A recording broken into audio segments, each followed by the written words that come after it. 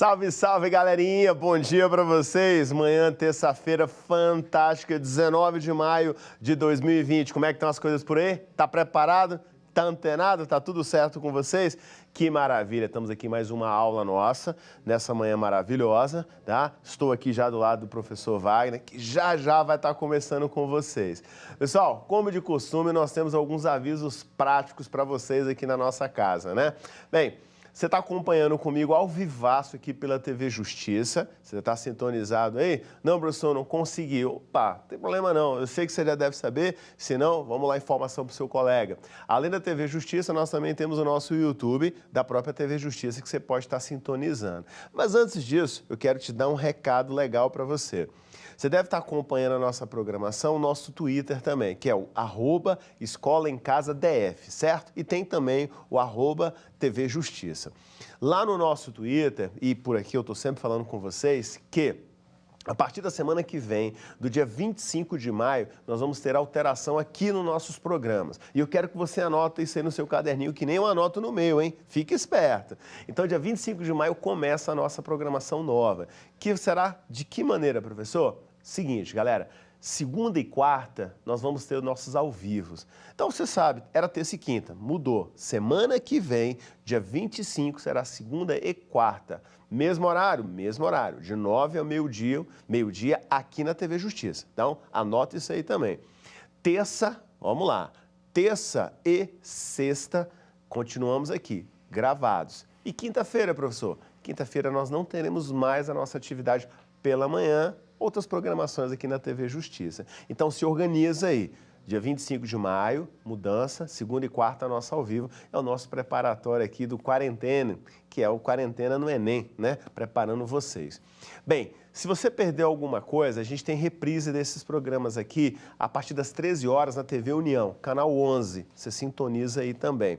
E além disso, nossas aulas estão subindo para o YouTube do Escola em Casa DF. Anota isso aí também. Então, no YouTube do Escola em Casa DF, você tem os programas anteriores, tá bom? Então, tem toda uma estrutura. E a TV Gênesis, que é o canal 24, também transmite conosco aqui pela manhã. Então, você tem vários caminhos para você estar assistindo e acompanhando suas aulas aqui comigo e com nossos professores fantásticos aqui para vocês.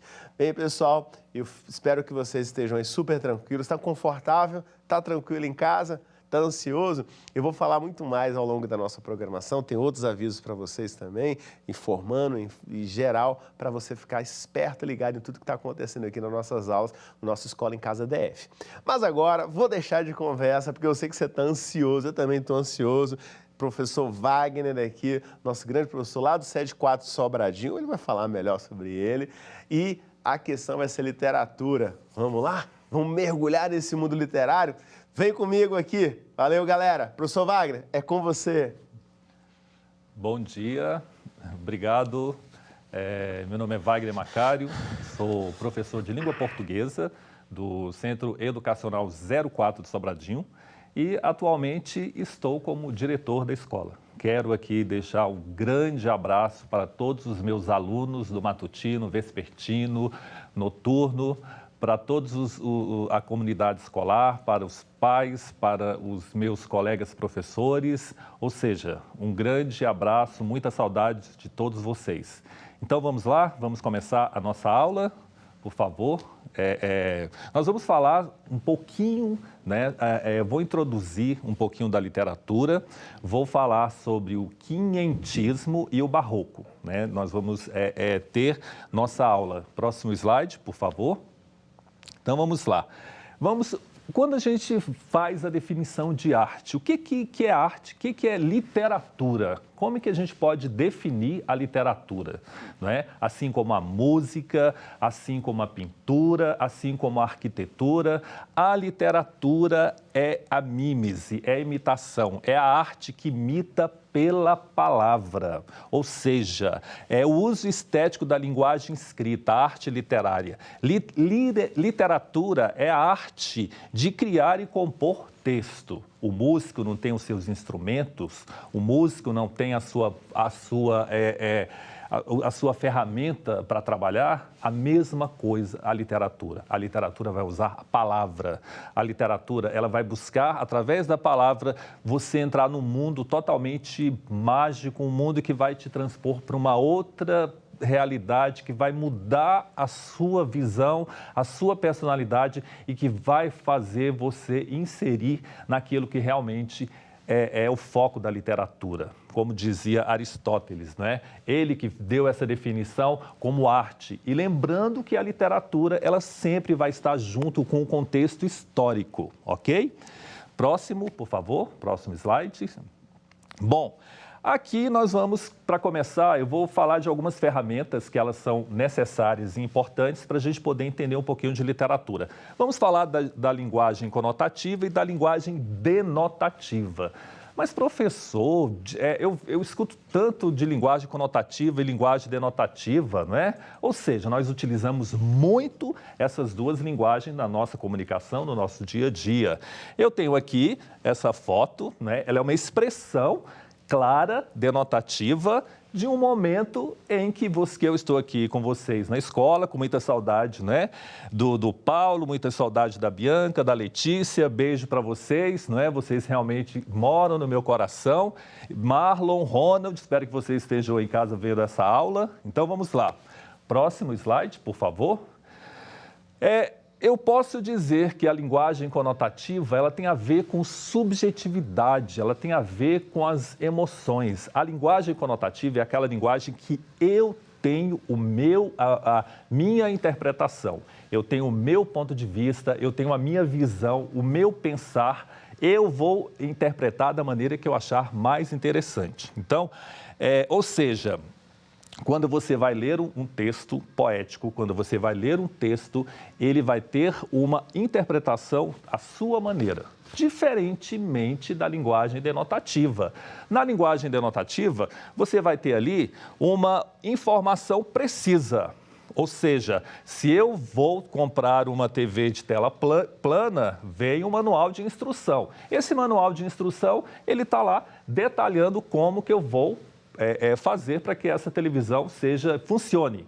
Se eu vou fazer um bolo de cenoura, como a professora Luciélia de português, que veio aqui e trabalhou com vocês a tipologia textual, ela falou que precisa de ovo, farinha, né, de açúcar. Então, se você tem essas informações precisas, objetivas, claras, aí você vai fazer com que esse bolo saia e ele fique realmente gostoso. Então, a linguagem conotativa, subjetiva, várias interpretações. Eu posso estar num dia muito ruim, num dia muito para baixo, eu vou ler um texto poético, dependendo do texto, eu vou ter a minha interpretação e você vai ter a sua.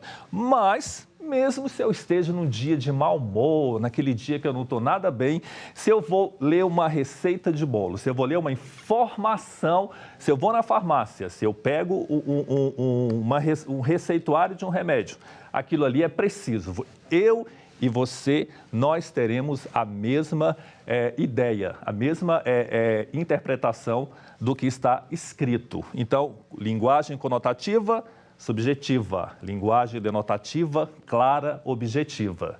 Entenderam? Tá certo para vocês? Próximo, por favor.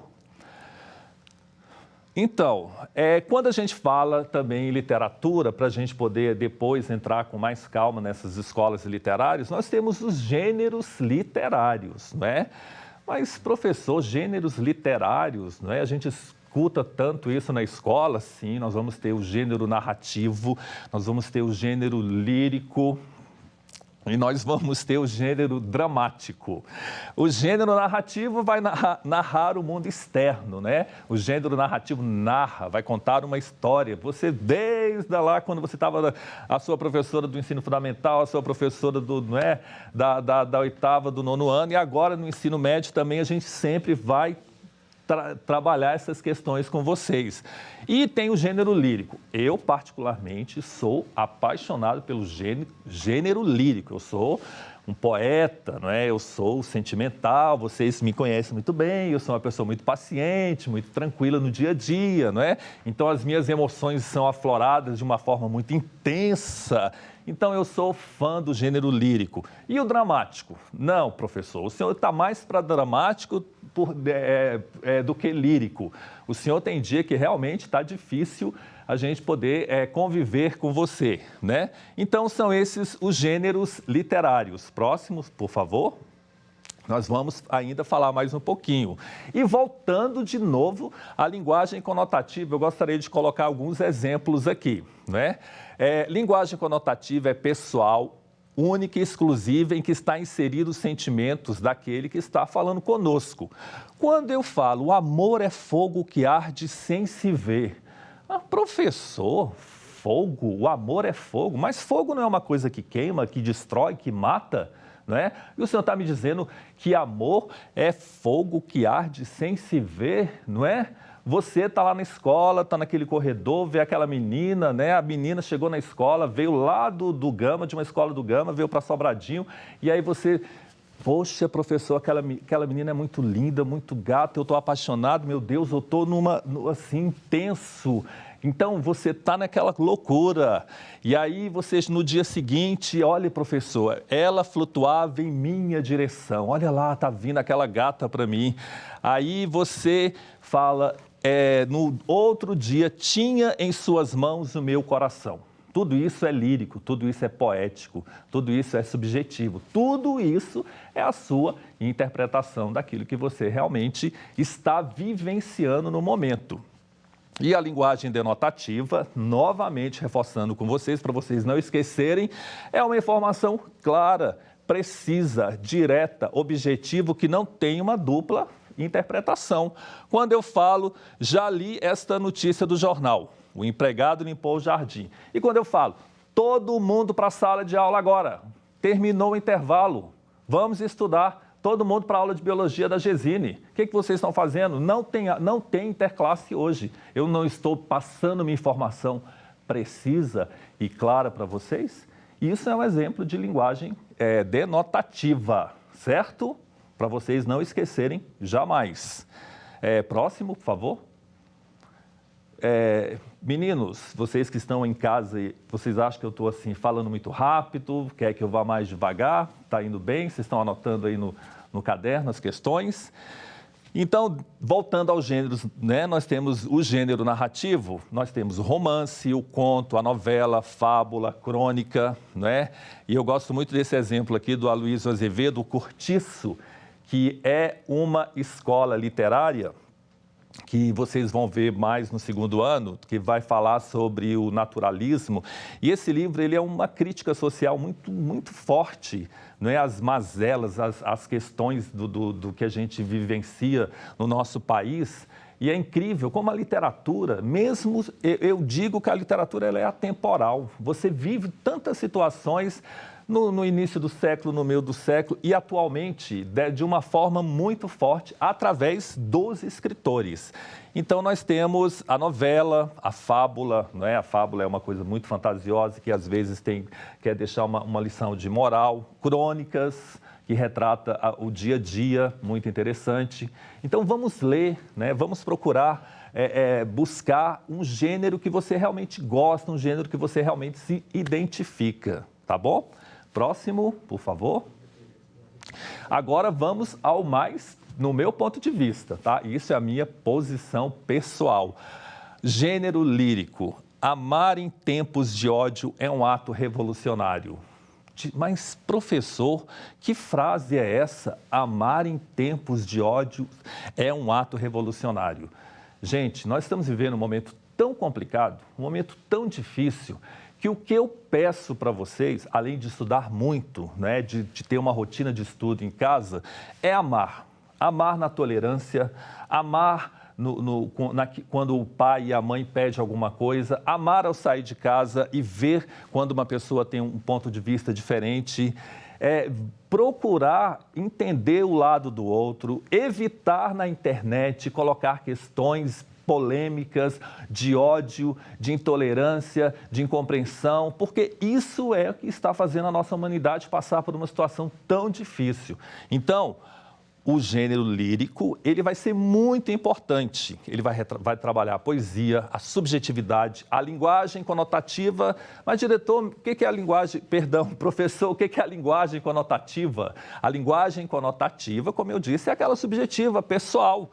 É isso aqui, amar em tempos de ódio é um ato revolucionário. Eu estou dando a minha interpretação e estou passando para vocês aqui o que eu penso sobre esse amar, né? Essa situação. O eu lírico, eu poeta, a minha interpretação, a minha idealização de uma mulher amada, a minha idealização de um objetivo, de uma causa, de uma fé, de alguma coisa. Esse gênero lírico, para mim, é o mais profundo e o mais interessante dentro da literatura, né? E vai ser muito trabalhado nas várias escolas literárias. Próximo, por favor. Bom, e aí, dentro desse gênero lírico, com licença que eu vou beber uma água, né? Dentro desse gênero lírico, eu trouxe aqui uma poesia do Fernando Pessoa, né? Um grande poeta.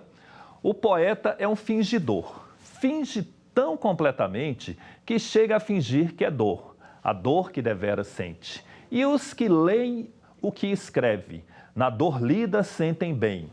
Não as duas que ele teve, mas só a que eles não têm. E assim nas calhas da roda gira a entreter a razão, esse comboio de corda que se chama o coração. Ou seja, o poeta é um fingidor, finge tão completamente que chega a fingir que é dor? Que paradoxo, que situação, não é? O que ele está querendo dizer? Ele está usando a sua subjetividade, ele está usando o seu eu lírico, ele está usando a sua conectividade, a sua compreensão para chegar a você, chegar no seu íntimo e mostrar que o coração é que nos faz fazer a poesia. O coração é que nos faz ser lírico. O coração é que nos mostra que realmente a gente pode ter um olhar diferenciado a cada texto literário. Então, é muito importante vocês abrirem a sua mente, abrirem o coração e perceberem que a situação, uma poesia, ela tem várias interpretações e cabe a você dar a sua interpretação. Para mim, o poeta não é um fingidor. Para mim, um poeta é um sonhador. E ele sonha e ele vai usar sempre o coração para dar uma mensagem para aquela pessoa que ele tanto ama. Próximo, por favor. Próximo slide. E aí, falando ainda do gênero dramático, né? Nós também temos origina-se no drama, na ação. Portanto, a principal produção do gênero dramático é o teatro, e terá como cerne a encenação. Comédia, tragédias e autos. Os autos, gente, eles vão ser muito importantes quando a gente falar do quinhentismo daqui a pouco, porque vai ser utilizado pelos jesuítas, não é? Colocando algumas situações específicas da nossa história que a gente vivenciou. Então, assim, temos aqui Alto da Compadecida, eu indico para vocês, do Ariano Suassuna, já teve até uma série, né, na Rede Globo, muito boa esse Alto da Compadecida, e eles retratam uma questão religiosa, mas ao mesmo tempo com um cunho social, de crítica, né, de mostrar para as pessoas que a gente, através da literatura, pode mudar, a gente pode modificar a nossa forma de pensar, de ser, de agir, tá? Gênero dramático, comédia, tragédia e autos. Próximo, por favor. Bom, ferramentas.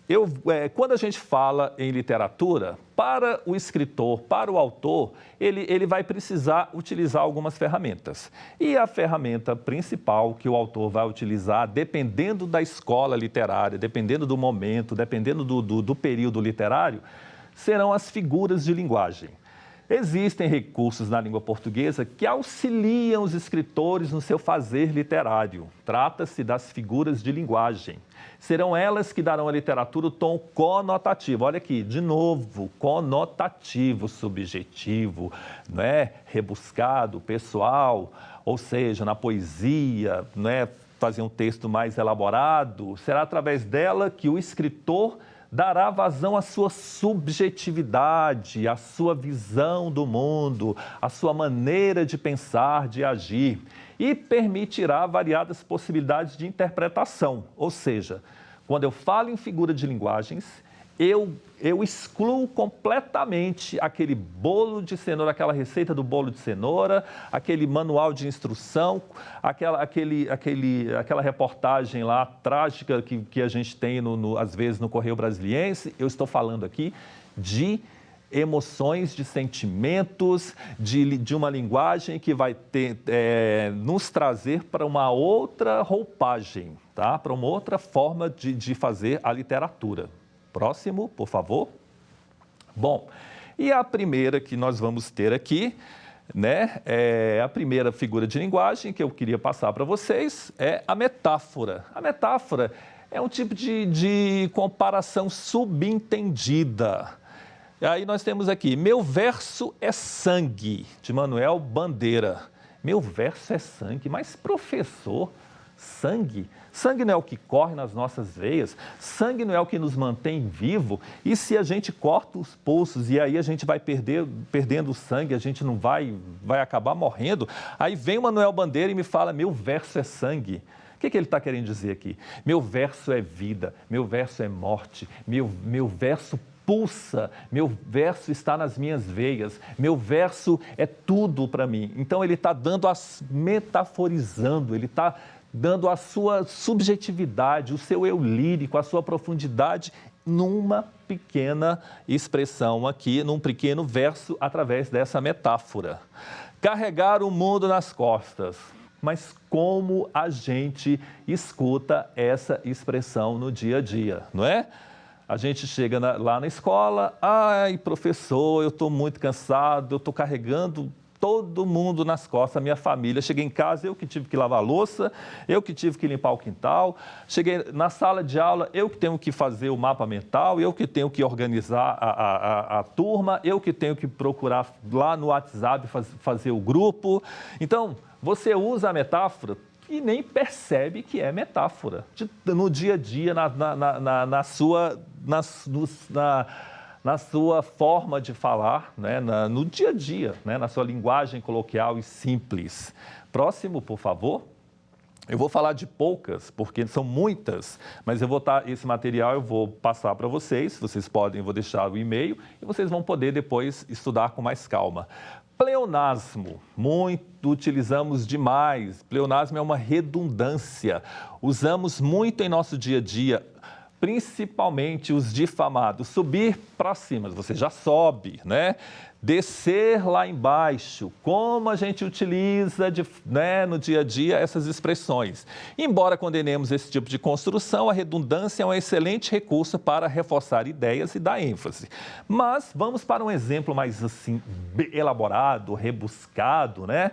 Que nós vamos ter aqui. E ri meu riso e derramar meu pranto. E ri meu riso e derramar meu pranto, não é? Mas que redundância é essa, Vinícius de Moraes? O que ele está querendo?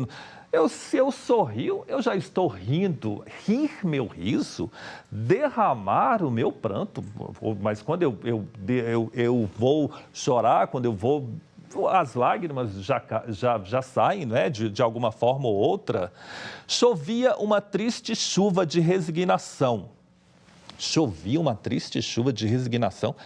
Mas, professor, vem cá, a chuva é uma pessoa agora? Chuva fica triste, né? E chuva, ela se conforma com as coisas? Ela vai resignar? Ela vai... O que Manuel Bandeira está querendo dizer? Manuel Bandeira está usando uma figura de linguagem, num tom conotativo, para dar uma ênfase em algo que ele está querendo nos mostrar, entendeu? Então, chovia uma triste chuva de resignação, é uma redundância, é um exemplo de pleonasmo. Próximo, por favor. Antítese. Essa figura de linguagem ela vai ser muito utilizada, né, em algumas escolas literárias e nós vamos voltar nela depois. Está diretamente relacionada com oposição e trabalha ideias contrárias, muito utilizada no Barroco, né? Nós vamos falar dela com certeza. Ou seja, subir, descer. Aí nós temos um exemplo aqui, né? Mais um grande autor, Olavo Bilac. Morreu, tu viverás para sempre nas estradas que abristes. Morreu, tu viverás para sempre. Morreu, tu viverás. Olha aí, que antítese é essa? Está falando, ele que está colocando aqui, que a pessoa, mesmo depois que ela morreu, essa pessoa foi tão especial, tão importante, que ela vai ser lembrada eternamente. E é uma figura de linguagem que ele utilizou, antítese. Uma bem mais simples, o ódio e o amor andam de mãos dadas, não é? Você está lá na escola, andando de mãos dadas com aquela menina bonita no corredor, naquele amor. No dia seguinte, você nem olha mais na cara dela, você está no ódio. Então, esse ódio, esse amor vai acompanhar a sua vida sempre, não é? Porque nós somos seres que nos apaixonamos, somos seres que vivemos dessa forma, dessa maneira. Então, a antítese dá essa ideia de e trabalha ideias opostas, contrárias, ok? Próximo exemplo. E aí, próximo slide, por favor. Obrigado. Ironia, pessoal, ironia. Como nós somos irônicos no dia a dia, né? Como nós somos irônicos, né, na nossa vida, como nós somos irônicos nas relações, como nós somos irônicos, né, nas nossas relações afetivas, nos nossos relacionamentos. Trata-se de dizer o contrário daquilo que se pensa, mas deixando a entender aquilo que realmente queremos dizer. A ironia, ela está presente dia a dia e a gente, às vezes, de forma inconsciente, a gente vai sendo irônico nas palavras, né, nas relações com as pessoas. Para muitos, a ironia é uma arte à parte e demonstra um grande domínio da língua portuguesa. Embora a ironia geralmente seja utilizada como uma forma de zombaria elegante, né, entre aspas, pode ser utilizada com o objetivo de denunciar, criticar ou censurar algo. Eu gosto muito dessa frase aqui, né, do Monteiro Lobato. A excelente Dona Inácia era mestra na arte de judiar crianças. A excelente Dona Inácia. Como é que uma pessoa pode ser excelente e meter o chicote numa criança, bater numa criança? Isso é uma ironia, não é? O que ele está falando de uma forma irônica. Então, a ironia está presente. Às vezes, você chega em casa, né? Você chega, sua mãe arrumou a cozinha, limpou tudo, e você vai lá e suja, e a sua mãe joga aquela frase bem irônica para você. Aí você fala: mãe, olha, eu aprendi hoje, lá na TV Justiça, o professor Wagner falou que a senhora está usando uma figura de linguagem chamada ironia. Então, gente, nós usamos essas figuras e a gente nem percebe. Próximo slide, por favor. Bom, outra muito utilizada, né? A hipérbole, está ligada diretamente ao exagero, né? Estou morrendo de fome. São exageros que não batem com a informação real. Você vai para chegar a hora do intervalo, tem aquela galinhada lá maravilhosa, deliciosa, né? A galinhada top, e aí você vai, come, entra na fila, come uma, come duas, come três. Termina o intervalo, volta para a sala de aula, e aí tem aula de química e está com aquela vontade de ir embora para casa, me procura: Wagner, eu quero ir embora porque eu estou morrendo de fome. Eu falei: não, você está morrendo de outra coisa, mas não é fome não. Porque você realmente está usando de uma hipérbole. E aí vamos aos exemplos práticos aqui. Rios te correrão dos olhos se chorares. Meu Deus, olha que exagero. Estou quase morto de tanto estudar nessa pandemia. Pelo amor de Deus, será? Eu espero que sim. Próximo, por favor. Eufemismo é utilizado geralmente para suavizar algo, para abrandar. É quando vamos dar uma informação para alguém, mas não damos diretamente, visando não chocar ou machucar. Em vez de eu chegar para a pessoa e falar, dependendo: olha, ela morreu, ela se foi, ela foi embora. Nossa, mas você foi duro, não é? Não, eu vou suavizar. Eu posso falar: eras uma estrela divina que ao firmamento voou. Álvares de Azevedo. Agora, tem aquelas pessoas que costumam sempre levar vantagem, nunca são sinceras, não falam a verdade, dá vontade de você chegar para a pessoa e falar, você é um mentiroso, você... Nananana. Não, você vai falar, olha, a testemunha faltou com a verdade, você faltou com a verdade, você poderia ter sido sincero comigo. Então, é suavizar a informação. E, às vezes, a gente precisa usar muito do eufemismo, e dependendo da circunstância, da situação, porque aí a gente vai ter problema, né? E nós vamos ter problemas sérios se a gente não suavizar as nossas informações. Próximo, por favor. Bom, agora vamos entrar propriamente. Essas foram algumas dicas sobre a questão de figuras de linguagem, algumas ferramentas sobre a literatura, para a gente poder começar a entender o que é a nossa literatura. Eu tenho aqui um beijo, Eva, Francisca, Fátima, Neide, Leninha, com a melhor galinhada de Sobradinho, do Centro Educacional 4, né? Aqui elas fizeram um rocambole de carne moída delicioso, não estou mentindo, não estou usando, né, hipérbole nem metáfora, estou falando um fato verídico. Vamos ao quinhentismo no Brasil. Próximo slide, por favor. Bom, quinhentismo, tudo começa em 1500, não é? Como é que a gente pode dizer, o que eu posso falar do quinhentismo? Começou com essa carta de Pero Vaz de Caminha, começou quando os portugueses vieram explorar o Brasil, porque ensinaram para você na aula de história que o Brasil foi descoberto em 1500. Mas será que o Brasil foi descoberto? Já existiam brasileiros aqui. O Brasil já tinha um povo aqui, já tinha os índios que habitavam, os índios que tinham a sua cultura, os índios que tinham a sua forma de viver, de vestir, de acreditar na sua religião, eles já estavam aqui. Mas o português veio explorar, veio para buscar, veio para catequizar e veio para também aproveitar o que tinha de bom nesse nosso país aqui. E essa carta de Pero Vaz de Caminha, ela vai justamente, né, tratar as primeiras impressões literárias, as primeiras informações literárias sobre o nosso país, sobre o Brasil, não na visão de um brasileiro, mas na visão de um europeu, de um português sobre o Brasil. Seria a nossa primeira, né, literatura. Eu não digo que o quinhentismo é uma escola literária, mas é uma informação literária sobre o Brasil. Próximo slide, por favor. Bom, e aí começa o contexto histórico, como eu já tinha falado, Dom Manuel, né, manda esses portugueses para cá com o intuito de fazer essa descoberta, né, de achar, descobrir, né, o achamento do Brasil, que eu não concordo. E aí vem os portugueses e os jesuítas.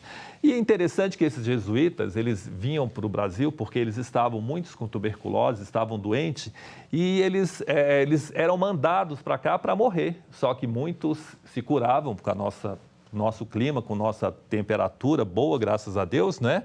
E aí eles foram muito importantes nesse início. E a característica dessa literatura é uma literatura documental, histórica e de caráter informativo. Era apenas relatos de viagens, falando da nossa fauna, da nossa flora, né? Falando do que o Brasil tinha, das nossas riquezas naturais, falando dos índios, dos costumes. E esse quinhentismo, ele foi uma inspiração para muitos poetas no romântico e no modernismo, que vocês vão ver 11 horas com a professora Manu, hoje também. Hoje é o dia da literatura. Muito bom. Próximo slide, por favor. Bom, e aí nós temos aqui, eu queria ler para vocês uma carta descritiva, né, que é justamente de Pero Vaz do Caminha, que é a primeira informação escrita, literária, sobre o Brasil. A feição deles é serem pardos, maneira de avermelhados, de bons rostos e bons narizes, bem feitos. Andam nus, sem nenhuma cobertura, nem estimam de cobrir ou de mostrar suas vergonhas. E nisso tem tanta inocência como em mostrar o rosto. Ambos traziam os beiços de baixo, furados e metidos neles seus ossos brancos e verdadeiros, de comprimento de uma mão travessa, da grossura de um fuso de algodão, agudos na ponta como um furador. Metemo-nos pela parte de dentro do beiço, e a parte que lhes fica entre o beiço e os dentes é feita como roque de xadrez, ali encaixado de tal sorte que não os molesta, nem os estorva no falar, no comer ou no beber. Ou seja, o que eu tenho aqui é uma descrição, é uma informação, é a visão do homem europeu sobre o índio, sobre o brasileiro. Eu tenho aqui uma linguagem clara, denotativa, não é? Voltando lá, aquilo que nós falamos no início da aula. Então, essa visão europeia de alguém que já estava aqui, é um ponto de vista sendo levado para Portugal. E isso faz parte do quinhentismo. Próximo slide, por favor. E aí, no quinhentismo, nós vamos ter duas figuras fundamentais, né? Pero Vaz de Caminha, como eu falei, com a carta de Caminha, que eu acabei de ler para vocês, e esse Padre José de Anchieta. Ele foi muito importante porque ele teve uma missão assim, muito especial. Eu não sei se vocês já estudaram história com o professor Paulo Macário lá, né, dos mapas mentais, sobre a Contra-Reforma. O que é a Contra-Reforma? A Contra-Reforma, gente, nada mais é do que a Igreja Católica tentando, nesse período, tomar de novo as rédeas da religião, do poder, daquilo que ela acreditava que era o correto, não é?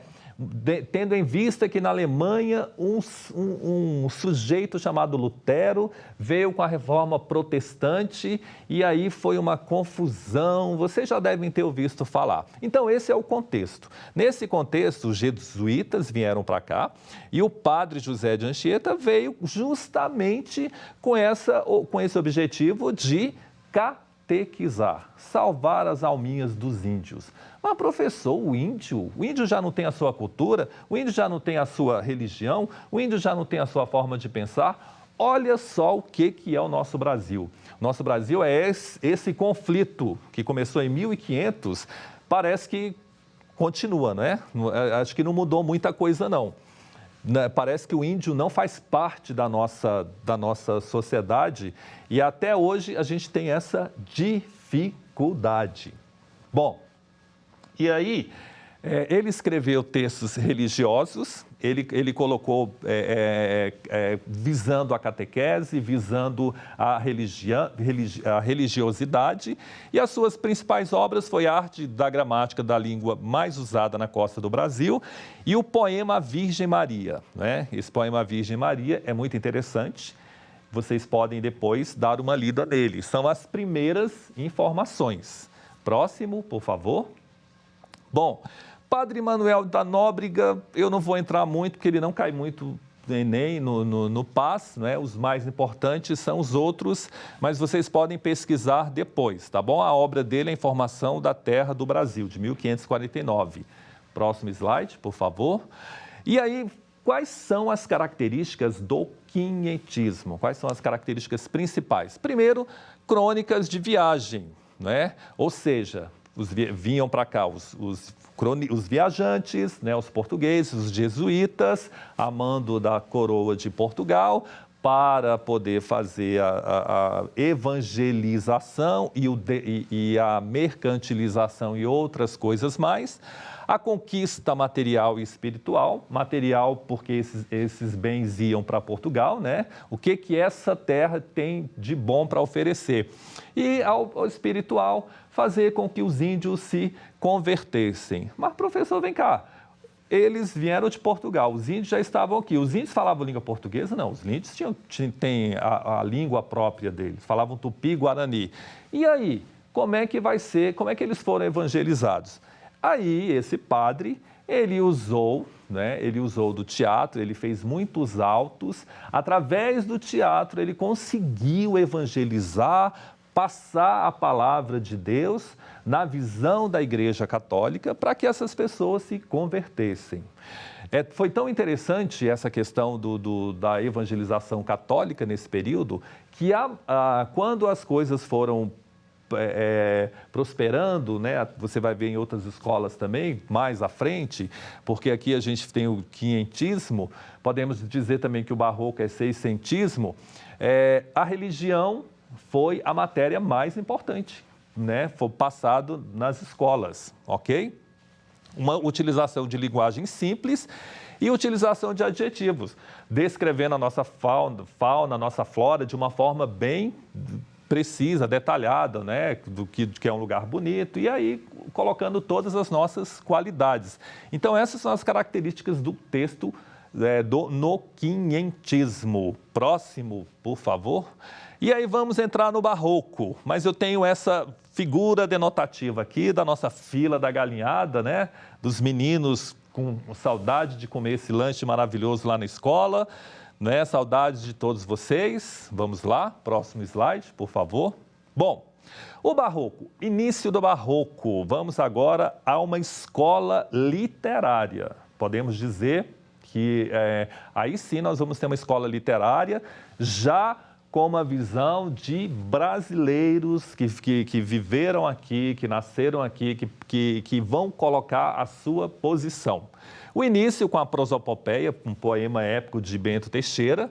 O contexto histórico foram as invasões holandesas no Brasil na época dos bandeirantes. Essas invasões holandesas, você vai ter aí a questão de Portugal, Espanha e Holanda, né, lá nesse contexto de domínio político, e essa invasão no Nordeste, em Pernambuco, mas vai ser na Bahia, vai ser em Salvador que o barroco ele vai ter o destaque dele aqui no Brasil. E as características mais frequentes que você vai encontrar no barroco é a frequência de antíteses e paradoxos, a fugacidade e incerteza do tempo, da vida. Gente, o barroco, o homem do barroco, o poeta do barroco, é aquele que vai viver um conflito muito grande com a igreja. Ele vai ter a Igreja Católica como fundo dessa literatura e, ao mesmo tempo, esse homem barroco, ele vai ser um homem que ele vai ter uma visão de fé e razão e um conflito muito grande, e isso ele vai expressar muito na sua obra barroca, não é? Próximo slide, por favor.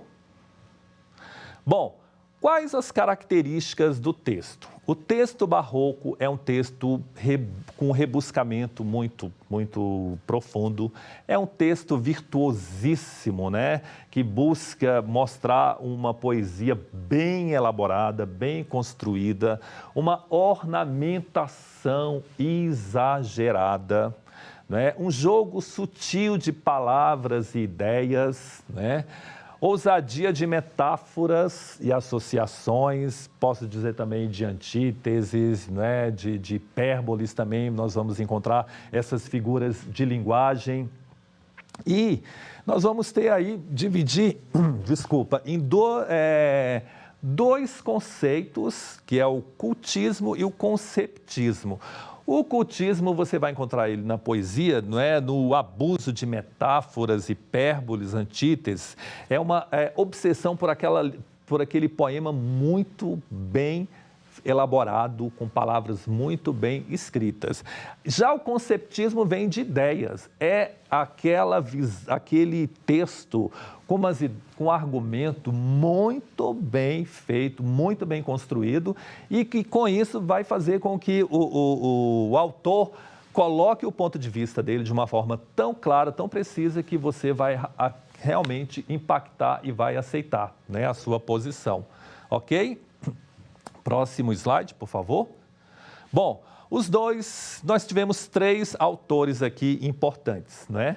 Mas eu vou destacar apenas 2. O primeiro, Gregório de Matos Guerra, para mim foi o principal, apelidado de Boca do Inferno. Tanto Gregório de Matos Guerra quanto Padre Antônio de Vieira costuma cair em prova do Enem e do PAS. Se vocês verem, vocês já vão lembrar que é o período escola literária, que vai ser o barroco. Então, esse Gregório de Matos Guerra, ele foi terrível, mas ao mesmo tempo a obra dele é uma obra que é muito estudada, porque ele realmente foi um brasileiro, foi para Portugal, estudou lá e aí trouxe para cá a sua visão barroca na sua obra literária. E aí ele vai oscilar entre o sagrado e o profano, é um poeta lírico, satírico, reflexivo, filosófico, sacro, ecomiástico, que é aquele de se gabar, né? Obsceno. Ele foi terrível. Ele tem umas poesias obscenas que, pelo horário, impossível, né, passar para vocês, mas foi terrível. Ele foi assim satírico demais. Não foi épico mas ele realmente tem uma obra muito completa. E o padre Antônio Vieira é o expoente máximo da literatura brasileira. Ele transita muito bem entre o Brasil e todos os países de língua portuguesa. Os sermões do padre Antônio Vieira, a obra do padre Antônio Vieira é estudada até hoje, ele é muito bom. Então, ele representa os dois países, porque durante a sua estada em Portugal, aderiu a temas nacionais e portugueses. Próximo slide, por favor. E aí eu vou ler para vocês aqui esse poema de Gregório de Matos Guerra. Como eu falei, apelidado de Boca do Inferno, Gregório de Matos Guerra, ele é terrível e a sua poesia sempre tem alguma questão política, social, crítica, e ele coloca de uma forma muito, muito, muito clara. Triste Bahia, ó quão dessemelhante estás e estou do nosso antigo estado. Pobre te vejo a ti, tu a mim abundante. A ti tricou-te a máquina mercante, que em tua larga barra tem entrado. A mim foi-me trocando e tem trocado. Tanto negócio e tanto negociante. Tanto negócio e tanto negociante. Pobre te vejo a ti, tu a mim abundante. Ou seja, naquela época, né, no século XVII ali, 1600 e alguma coisa, né? A Bahia, o Brasil já tinha uma desigualdade social e ele utilizou a poesia dele dentro do barroco para fazer essa crítica, né? Próximo slide, por favor. Aí ele também teve a poesia lírica, ele teve essa Dona Angélica, que ele foi apaixonado por ela, né? Mas ele vai colocar a visão barroca dentro dessa poesia. Anjo no nome, Angélica na cara. Isso é ser flor e anjo juntamente. Ser angélica flor e anjo florente. Em quem, senão em vós, se uniformara. Quem vira uma tal flor que a não cortara. De ver de pé da rama florescente. E quem o anjo vira tão luzente, que por seu Deus o não idolatrará? Então, essa poesia, ele vai terminar falando que ela é bela, que ela é maravilhosa e no final é nada. E aqui nós temos uma característica do barroco que é justamente essa questão da efemeridade, da fugacidade. E ele fala, ele elogia e ao mesmo tempo ele fala, olha, você é bela, você é maravilhosa, mas você vai morrer. Nós vamos morrer. A gente está aqui, ó, de passagem. Próximo slide, por favor. Esse realmente é um lírico e aqui tem uma das características mais fortes do barroco. A Jesus Cristo. Pequei, Senhor, mas não porque hei pecado. Da vossa alta clemência me despido, porque quanto mais tenho delinquido, vos tenho a perdoar mais empenhado. Se basta a vós tirar tanto pecado, a vós irar tanto pecado, a abrandar-vos sobeja um só gemido, que a mesma culpa que vos há ofendido, vos tem para o perdão lisonjeado. Se uma ovelha perdida e já cobrada, glória tal e prazer tão repetindo, vos deu, como afirmais na sacra história. Eu sou, Senhor, a ovelha desgarrada, cobrai-a, não queirais, pastor divino, perder na vossa ovelha a vossa glória. Aqui eu tenho uma característica do barroco. Aqui eu tenho o homem pecador, o homem que chega para Jesus Cristo e fala, pequei, mas esse homem, ele tem lá ainda, não o teocentrismo, mas o antropocentrismo de ir para o mundo, de viver, de aprontar, E Gregório de Matos Guerra era isso. Ele, durante a noite, ele ia para os bordéis, ele tomava vinho, ele cortejava, ficava com as mulheres, se divertia. E no dia seguinte, ele via perante Deus. É essa dicotomia barroca, esse conflito que existia no homem, é esse conflito da religião, da igreja que existia, e ele trouxe isso muito claramente para essa poesia. Próximo, por favor. Padre Antônio Vieira, próximo, por favor. E aí nós temos Sermão da 60ª. Será, porventura, o não fazer fruto hoje da palavra de Deus circunstância da pessoa? Será porque antigamente os pregadores eram santos, eram varões apostólicos e exemplares, e hoje pregadores são eu e os outros como eu? Boa razão esta. A definição do pregador é a vida e o exemplo. A definição do pregador é a vida e o exemplo. Por isso, Cristo no Evangelho não comparou ao semeador, senão ao que semeia. Reparai, não diz Cristo, saiu a semear o semeador, senão saiu a semear o que semeia? Entre o semeador e o que semeia há muita diferença. Entre o semeador e o que semeia há muita diferença. Ou seja, esses sermões do Padre Antônio Vieira era um chicote na sociedade, um chicote nos poderosos, um chicote nos pregadores, um chicote na Igreja Católica, porque havia uma hipocrisia. Uma igreja que fechava os olhos para a escravidão dos negros, uma igreja que fechava os olhos para os índios aqui, para a questão dos índios, uma igreja uma religião que não olhava a questão política, da desigualdade, e ele foi duramente criticado, mas o sermão dele profundamente bem elaborado. Próximo, por favor. Próximo slide, por favor. Bom, fazendo um resumo aqui dos dois períodos, né, do quinhentismo e do barroco. O que a gente pode concluir com relação ao quinhentismo? Refere-se ao momento de descobrimento do Brasil, né? Não é escola literária, não é uma manifestação literária, é uma literatura informativa, ou seja, descrevendo, né, informando a Portugal o que o Brasil tinha, né, tudo aquilo que eu já falei no início. Produzida pelos viajantes, cronistas e pelos padres jesuítas. E grande valor histórico e documental, né, para o nosso país. E finalizando aqui, o barroco. Mundo material versus o mundo espiritual. Fé e razão, cristianismo, morbidez, efemeridade do tempo, cultismo, rebuscamento formal, conceptismo, não é? O cultismo, a forma correta de fazer a poesia, e o conceptismo, a ideia precisa dentro do pensamento lógico. Então, a gente tem o quinhentismo como uma literatura informativa e o barroco já como uma escola literária, onde, não é, a igreja teve grande influência, e a gente pode também falar um pouco de Aleijadinho, né, com as suas obras, que ele também faz parte. Então é isso, gente. Próximo, aqui essa aqui, eu ia passar uns exercícios para vocês, mas eu acho que eu falei demais. Essa aqui é a minha equipe que trabalha comigo, Ana Cláudia da Paz, Maione, Régia, Liege, Betânia, as mulheres da minha vida, e sem elas eu não sou nada. Beijo no coração de todas vocês. Foi muito bom estar aqui, eu vim aqui realmente para matar a saudade de todos os alunos, espero que vocês tenham gostado muito dessa aula, eu curti bastante.